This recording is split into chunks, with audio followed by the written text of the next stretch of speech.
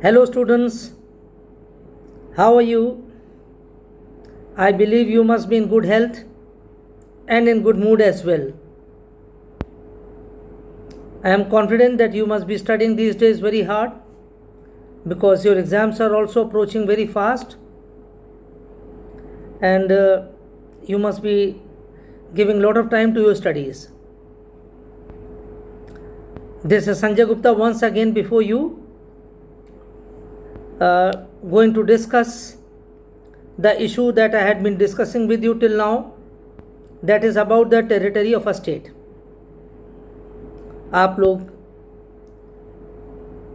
लोग अच्छे मूड में होंगे, अच्छे स्वास्थ्य, आप लोग का अच्छा स्वास्थ्य होगा, पढ़ भी रहे होंगे, खूब मेहनत भी कर रहे होंगे, आप लोग परीक्षाएं भी आ रही हैं आपकी, इसलिए आप लोग बहुत व्यस्त होंगे, मेरा ऐसा मानना है। पिछले लेक्चर में I had been discussing with you about an important chapter that is the territory of a state, अर्थात राज्य के प्रदेश के विषय में मैं आपसे बात कर रहा था अपने पिछले वीडियो लेक्चर में। और उस लेक्चर में हमने आपसे बात किया था the different parts of the state territory. कहने का तात्पर्य है हमको ये समझना चाहिए कि जब हम राज्य के प्रदेश के बारे में बात करते हैं, राज्य का प्रदेश, तो राज्य के प्रदेश में क्या क्या चीज़ें आती हैं। और इसी क्रम में I have try to tell you and to explain to you that there are many things that fall in the territory of a state. और उसी में हमने बताया था borders are also one of the important aspects of a state territory. Borders यानी सीमाएं। There can be no territory without a border. कोई भी ऐसा प्रदेश नहीं हो सकता जिसमें सीमा ना हो। So therefore a territory contains a border and a border can be differentiated in two ways, that is the natural borders and the artificial borders. और दोनों ये प्राकृतिक और कृत्रिम सीमाएं क्या होती हैं, कल इसके विषय में हमने आपसे बात किया था। Then there are other parts of the state territory besides the border issue, और हमने आपको उसमें बताया था the real parts of the state territory. तो जब रियल पार्ट्स हम कहते हैं तो अर्थात उसमें लैंड और वाटर आता है, भूमि और जल आता है, इसके बारे में भी हमने कल बताया था।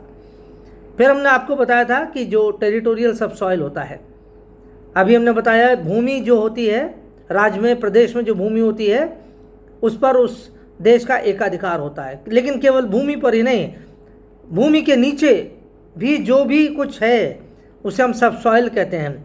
तो सबसॉइल में जो जो कुछ पाया जाता है, चाहे वो मिनरल हो, चाहे वो पेट्रोल हो, चाहे वो गैस हो, चाहे वो वाटर हो, whatever is there beneath the earth surface, that all belongs to that nation। और इसी तरह टेरिटोरियल एटमॉस्फेयर होता है, राज्य की भूमि के ऊपर जो भी वायुमंडल का क्षेत्र होता है, that again is a part of that state territory. और एक पार्ट और होता है, जब हमने ये कहा कि there is a real part of the state territory, जब real parts of the state territory में हमने आपको ये शब्द यूज किया रियल पार्ट्स, जिसमें लैंड और वाटर आता है, तो इसका तात्पर्य है कि कोई एक अनरियल पार्ट भी होगा।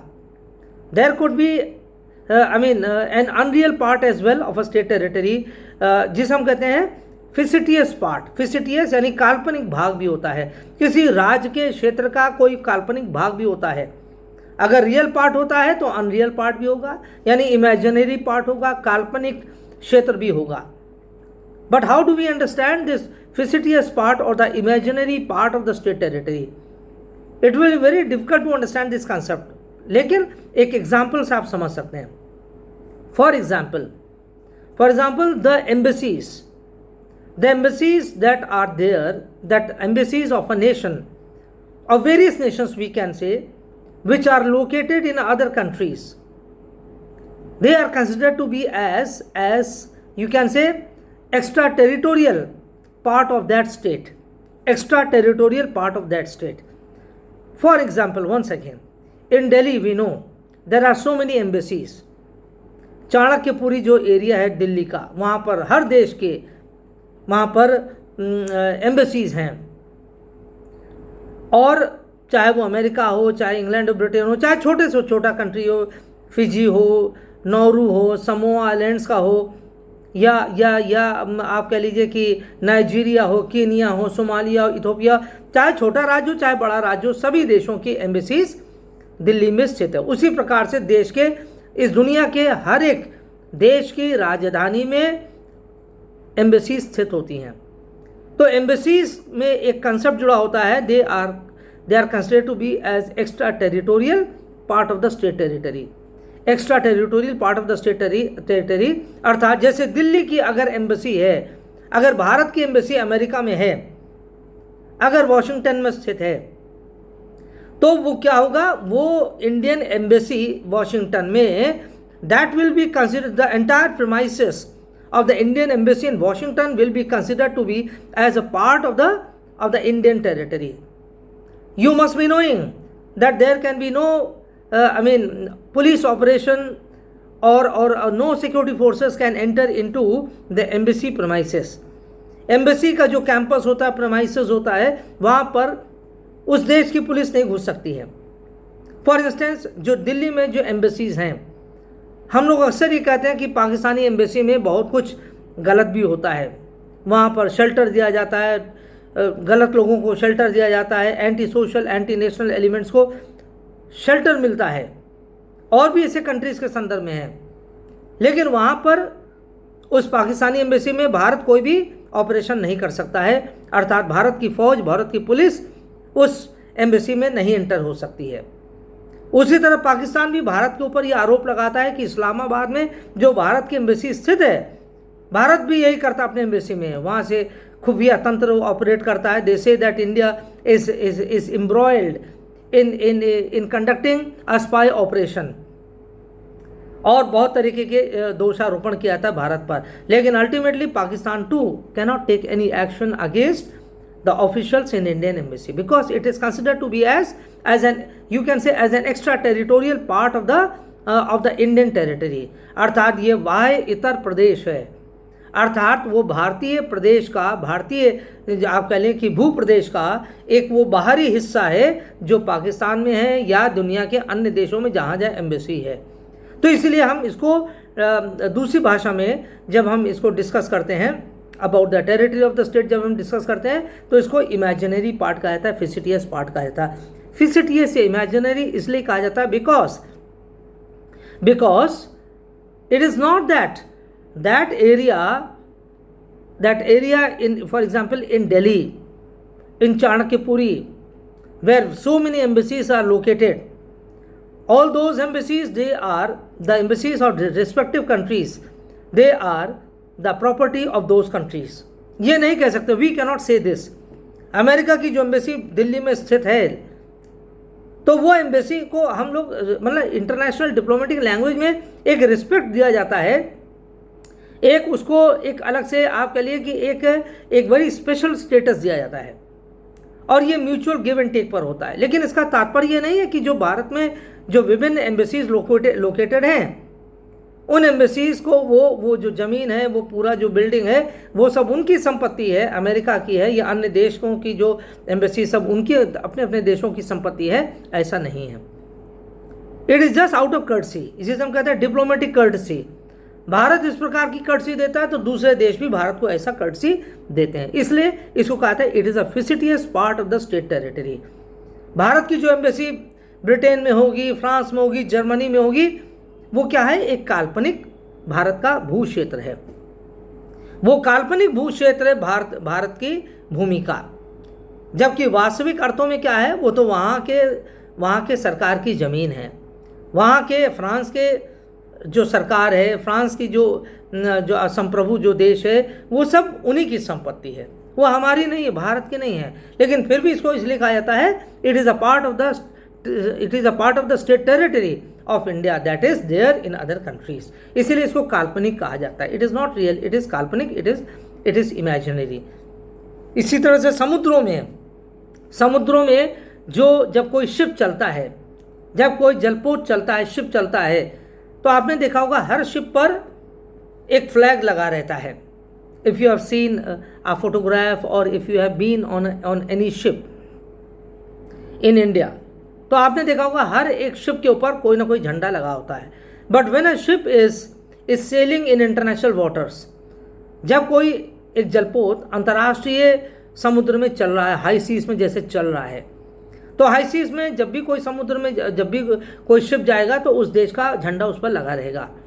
तो इसका तात्पर्य है कि उस शिप पर, उस एरिया में जितना शिप ने उस समुद्र के भूभाग पर वो चल रहा है, मान लीजिए जो जलपोत है उसके मान लीजिए 30 मीटर वो लंबा है और 10 मीटर चौड़ा है, because ships are huge in size and therefore suppose if it is 20 meters in length and 10 meters wide, or you can say 30 meters in length and 20 meters width, then the space that would be occupied by that ship would legally belong, at least imaginarily that space would belong to the Indian territory। अर्थात जितना पानी वो ले रहा है, जितना वो displace कर रहा है, जितने एरिया में वो वहाँ शिप चल रहा है हाई सीज में, वो उतना उसका भूभाग है, यानी भारत के क्षेत्र का भूभाग है, लेकिन वो काल्पनिक है। इसका एक संकेत ये भी है कि कोई दूसरा देश भारत के जलपोत पर किसी प्रकार को रोक नहीं सकता है अगर वो कॉमर्शियल शिप है। If it is a commercial ship, if it is a cargo ship, और if it is a passenger ship, then it cannot be stopped midway by any country, and it cannot be occupied, it cannot be taken over, it cannot be seized by any other country, because it carries the sovereignty of India. That ship, while it is bearing the Indian flag, it is also carrying the sovereignty of India. तो इसीलिए क्या होता है, इसे हम कहते हैं फिसिटियस part होता है, अर्थात उस देश की काल्पनिक वो हिस्सा माना, उस देश के प्रदेश का वो काल्पनिक हिस्सा माना जाता है। तो इसलिए जहाँ हमने सारी आपसे इतनी बातें किया था, तो कि अर्थात रियल पार्ट क्या है, फिर जब real part of state territory कहते हैं तो वहाँ उसका फिक्शनल पार्ट भी होता है। तो ये हुआ उसका फिक्शनल पार्ट, अर्थात काल्पनिक जो राज्य क्षेत्र होता है, वो इस तरह से उसको हम लोग डिफाइन करते हैं इंटरनेशनल लॉ में। फिर उस जब टेरिटोरियल सबसॉइल हमने आपको बता दिया, टेरिटोरियल एटमॉस्फेयर बता दिया। कल हमने आपसे और भी बात किया था about the reverse, national reverse and international reverse, इसके बारे में भी बता दिया था। राइट टू नेविगेशन होता है इंटरनेशनल रिवर्स में, that is also very much clear now, है ना। इंटरनेशनल रिवर्स में, अंतर्राष्ट्रीय नदियों में नौकायान, है ना, या ये जो ट्रांसपोर्टेशन है उसको कोई समाप्त नहीं कर सकता, उसको कोई रोक नहीं सकता विदाउट एनी वैलिड रीज़न।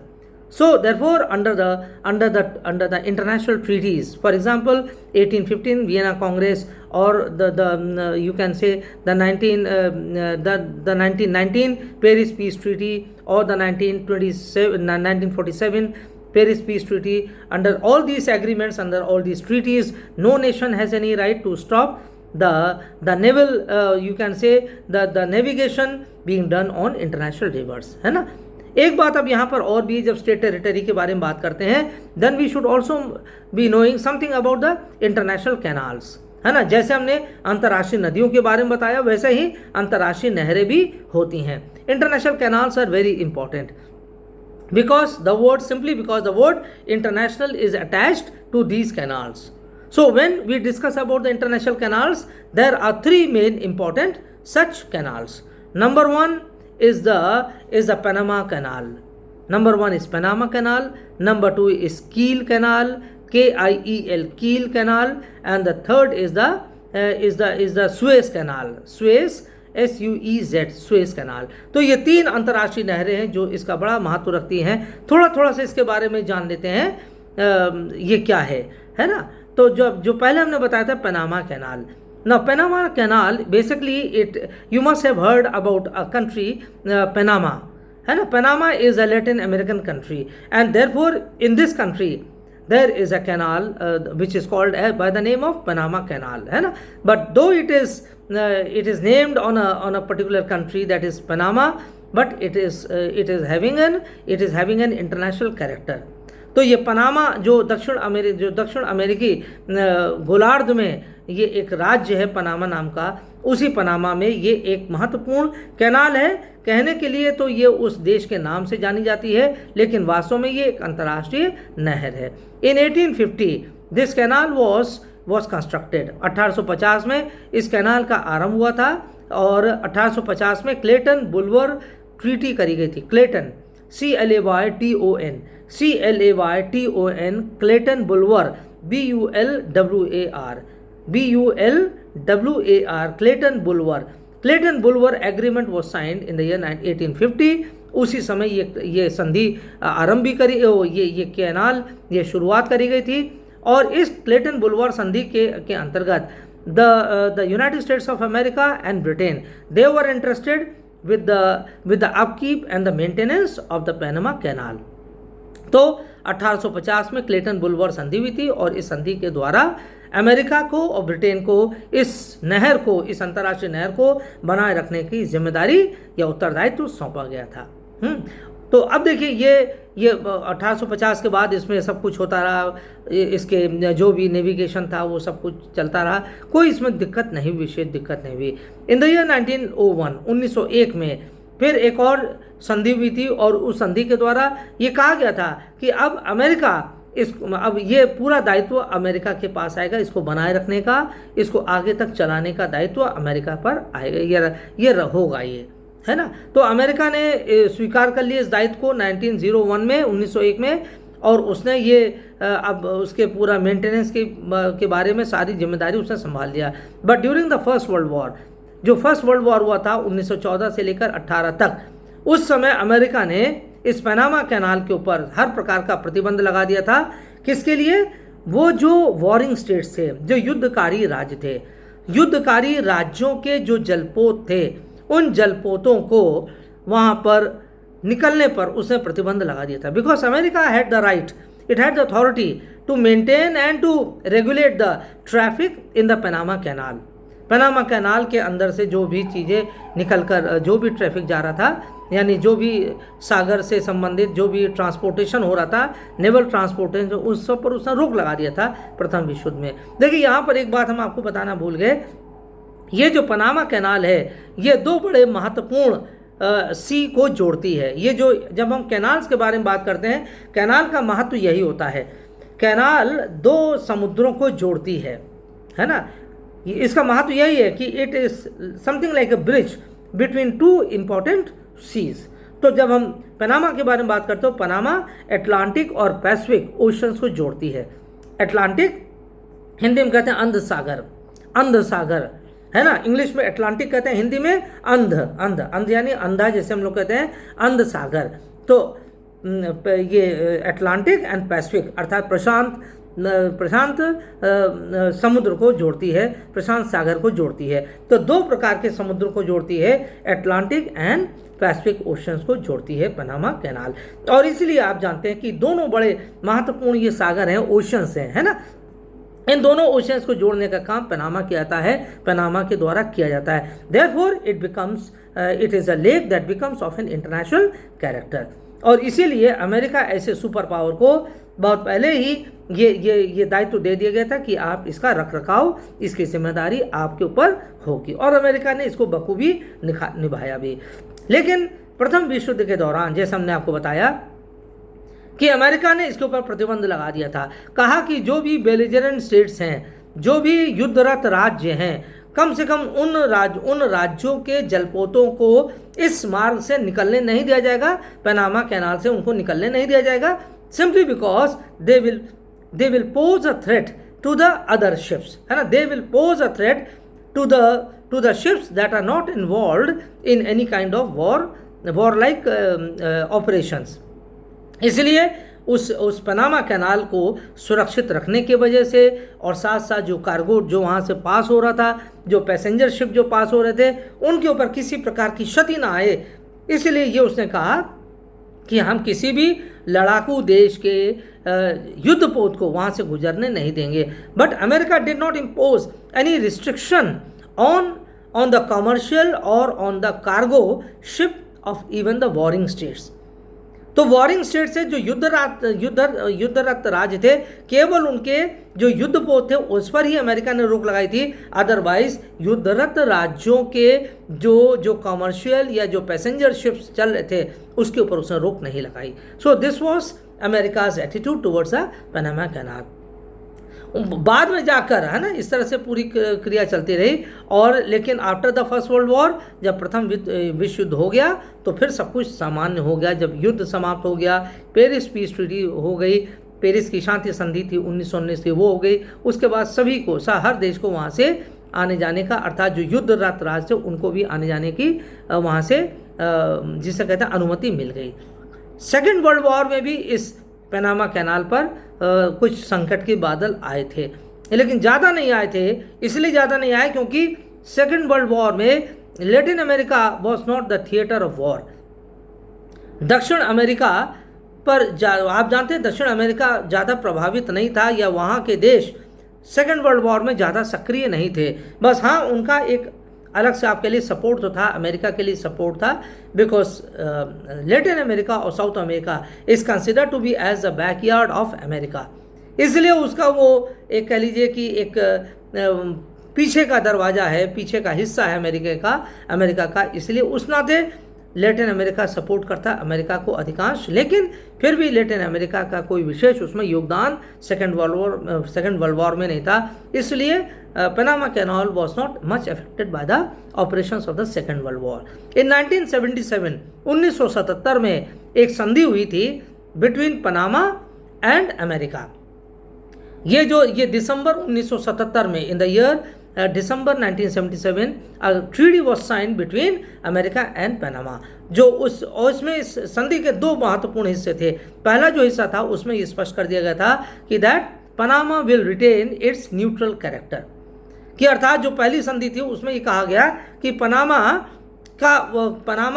एक तटस्थ राज्य रहेगा, हमेशा से तटस्थ राज्य रहेगा। अर्थात वो चाहे आप लोग कितना युद्ध करिए, लैटिन अमेरिका चाहे कितने युद्ध में अमेरिका के साथ क्यों न जुड़ जाए, इन्वॉल्व हो जाए, लेकिन Panama will always remain a neutral state. जैसे स्विट्जरलैंड हम कहते हैं, वर्षों तक वो न्यूट्रल स्टेट था और आज भी वो तटस्थ राज्य है स्विट्जरलैंड। उसी तरह से पनामा ने भी 1977 में जो संधि की अमेरिका के साथ, उसमें ये उसने अपनी बात स्पष्ट कर दिया कि हम लोग भी, Panama will remain a neutral state for ever. एक तो बात ये हो गई। दूसरी बात ये थी कि इसी से दूसरी बात जुड़ी ये थी कि that America will get the right to establish और to station its forces in Panama canal for a long time और फॉर एवर, एक तरह से।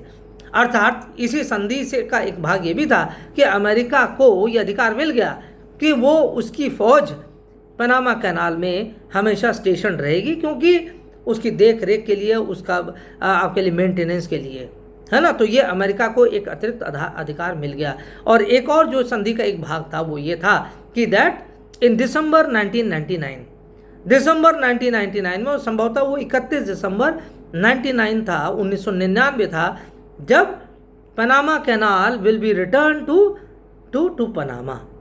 जब ये, अभी तक देखिए अमेरिका का उस पर एकाधिकार था, वर्चस्व था, हर तरीके से अमेरिका ना केवल उसकी देखरेख कर रहा था बल्कि उसका पूरा क्रियान्वयन और संचालन और प्रशासन भी अमेरिका के हाथों में था। लेकिन 1977 में यह संधि करी गई थी, जो संधि हुई थी उस संधि के अनुसार 31 दिसंबर 1999 में अमेरिका का अधिकार पनामा कैनाल से समाप्त हो जाएगा और Panama canal will be return back to the state of Panama. Panama canal को, पनामा राज्य को वापस सौंप दिया जाएगा अब सिर्फ उसके बाद से, दिसंबर 99 के बाद से, यानी एक प्रकार से जनवरी 2000 से अब इस पनामा कैनाल पर पनामा राज्य का एकाधिकार हो जाएगा। लेकिन साथ में ये भी कंडीशन जुड़ी है कि that Panama will take all precautions, it will take all steps to regulate the smooth functioning of the Panama canal. It will never allow the obstruction of Panama Canal by any state, by any country, है ना। तो ये साथ में उससे कुछ conditions लगा दी गई कि भले ही अमेरिका का वर्चस्व या अमेरिका का जो एकाधिकार था वो जनवरी 2000 से समाप्त हो जाएगा, लेकिन साथ में ये भी और ये पनामा कैनाल पनामा को सौंप दिया जाएगा अमेरिका के द्वारा। यानी उसी तरह से समझ लीजिए जैसे कल हम आपसे बताया था कि जैसे Hong Kong was handed over by China to Britain for on a lease for 99 years, 99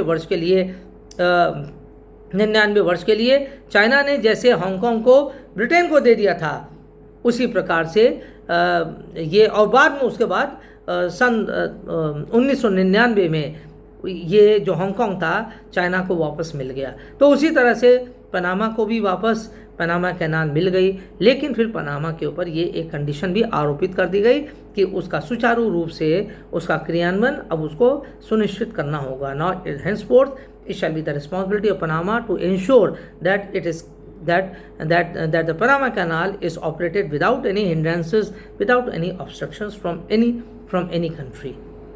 So this is about the Panama Canal.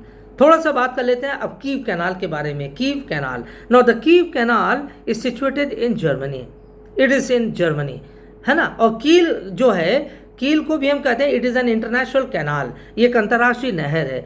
अंतर्राष्ट्रीय नहर इसलिए क्योंकि it connects to important seas, दो प्रमुख सागरों को ये जोड़ती है, एक तो है बाल्टिक सी और दूसरा है नॉर्थ सी, है ना। So therefore it acts as a bridge between the Baltic and the North Sea, है ना। तो ये दो बड़े महत्वपूर्ण सागरों को जोड़ती है, इसलिए ये जो कील जो नहर है it assumes an international character, ये अंतर्राष्ट्रीय महत्व की बन जाती है। नाउ बिफोर 1919 यानी फर्स्ट वर्ल्ड वॉर से पहले this canal was operated exclusively by Germany.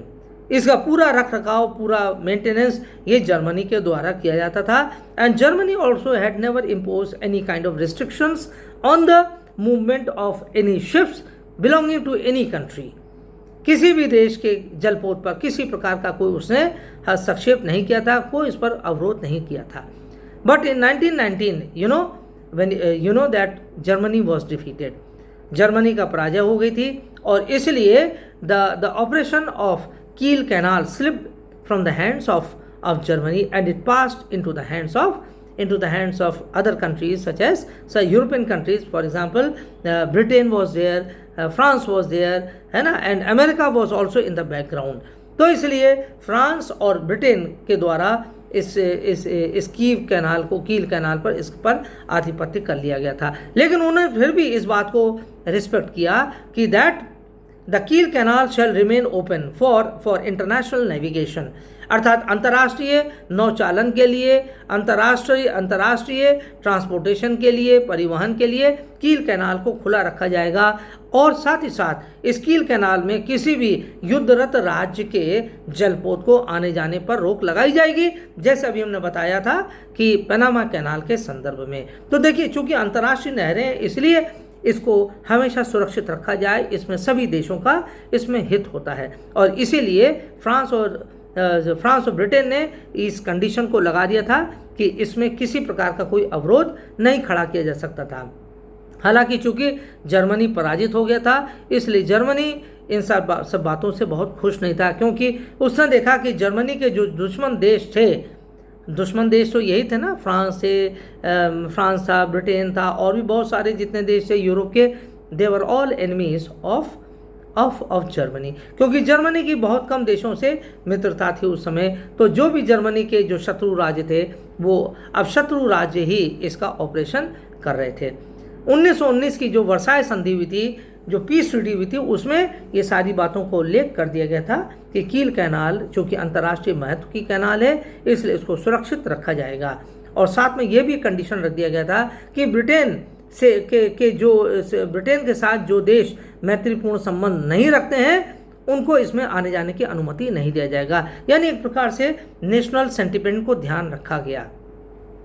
उन जो पेरिस पीस ट्रीटी थी 1919 में, उसमें ये बात स्पष्ट करी गई थी कि अर्थात जो देश जर्मनी के दुश्मन हैं, उन देशों के जलपोतों को इस कील कैनाल में अलाउ नहीं किया जाएगा। और इस बात को बाद में 1923 की एक और संधि हुई थी, उस संधि में भी स्पष्ट कर दिया गया था। लेकिन later on Germany when it regained its original form, जैसे जैसे जर्मनी बाद में जाकर कुछ वर्षों के बाद जैसे जैसे जर्मनी अपने पैरों पर खड़ा होने लगा, वैसे वैसे जर्मनी ने ये जितनी भी संधियाँ थी, ये जो कील कैनाल से था संबंधित संधियाँ थी, उसने सबको रिप्यूडिएट कर दिया था, उसने रिजेक्ट कर दिया। और उसने कहा कि अब सबसे इम्पॉर्टेंट बात यह है कि that no ship of any country will be allowed to enter the Kiel Canal without the prior permission of Germany. उसने ये कंडीशन लागू कर दिया कि अब इस कील नहर में किसी भी देश के जलपोत को अंदर आने से पहले, प्रवेश लेने से पहले जर्मनी से अनुमति लेना होगा। This condition was impose by Germany on all nations who wanted to enter into the Kiel Canal, who wanted to navigate through the Kiel Canal, है ना, they should have the prior permission from the government of Germany। तो ये condition आरोपित कर दी गई थी। तो लेकिन इस कंडीशन को बहुत लोगों ने स्वीकार नहीं किया। 1936 में चूंकि ये जर्मनी उस समय एक बार फिर अपने पैरों पर खड़ा हो गया था, इसलिए उसने इस प्रकार की ये कंडीशन लागू कर दिया। But you know, again during the second world war Germany was defeated after the initial successes of Germany. Eventually it was defeated and it was you can say कि that it became very weak at that time। ये पराजित हो गया था और बहुत कमज़ोर हो गया था ये राज्य, है ना। विखंडित तो पहले ही से था और ये विखंडित ये राज्य, ये जर्मनी ईस्ट और वेस्ट जर्मनी में बटी चुका था, इसलिए उसका जो भी नियंत्रण था अब वो समाप्त हो गया कील कैनाल के ऊपर। But the thing is that कि जो कील कैनाल की जो एक आप कह लीजिए कि एक इंडिपेंडेंस थी, जो उस पर एक फ्री मूवमेंट का जो एक जो प्रोविज़न होता है, जो संधियों के अंतर्गत कहा जाता है फ्रीडम ऑफ नेविगेशन, जैसे साउथ चाइना सी के संदर्भ में चल रहा है, फ्रीडम ऑफ ओवरफ्लाइट ऑपरेशंस, है ना, समुद्रों के ऊपर, साउथ चाइना सी के ऊपर हवाई जहाज़ का उड़ना, या जो नेवल जो ऑपरेशंस हैं साउथ चाइना सी में, अर्थात जो फ्रीडम जो है, फ्रीडम ऑफ नेविगेशन, उसको बाधित नहीं किया जा सकता है। उसी तरह से कील कैनाल के ऊपर भी के संदर्भ में भी ये किया गया कि किसी जर्मनी के पराजित होने के बाद भी कील कैनाल को किसी प्रकार से बाधित नहीं किया गया विजयी राज्यों के द्वारा, और इसके ऊपर ऑपरेशन यानी नेविगेशन इस पर पहले की तरह से चलता रहा और आज भी ये पूरी तरीके से सुचारू रूप से कील कैनाल काम कर रही है। And again now the position of Kiel canal is in the hands of Germany. तो आज जर्मनी के हाथों में ये पूरा उसका स्वामित्व आ गया कील कैनाल के ऊपर, लेकिन कंडीशन यही है जर्मनी के ऊपर कि वो किसी भी प्रकार से इसके ऊपर कोई भी अवरोध नहीं खड़ा कर सकता है। It can not block the passage of Kiel canal, दो it has the ultimate right to control and to administer the Kiel Canal. But since it is an international canal, it has to respect the sentiments and it has to abide by all the treaties related to the international canals. अंतर्राष्ट्रीय नहरों से संबंधित जो संधियां पहले करी गई हैं, जैसा हमने आपको बताया 1815 की जो वियना जो ट्रीटी थी, या जो 1919 की पेरिस पीस ट्रीटी थी, या बाद में 1947 में जो ट्रीटी आई थी, इन सारी ट्रीटीज़ को उसको निभाना पड़ेगा जर्मनी को, तभी वो उसके स्वामित्व में रह पाएगा। और अगर जर्मनी ऐसा नहीं करता है, then again the international community will initiate action against Germany. But this will not happen because now Germany is a very responsible country and it is fast emerging as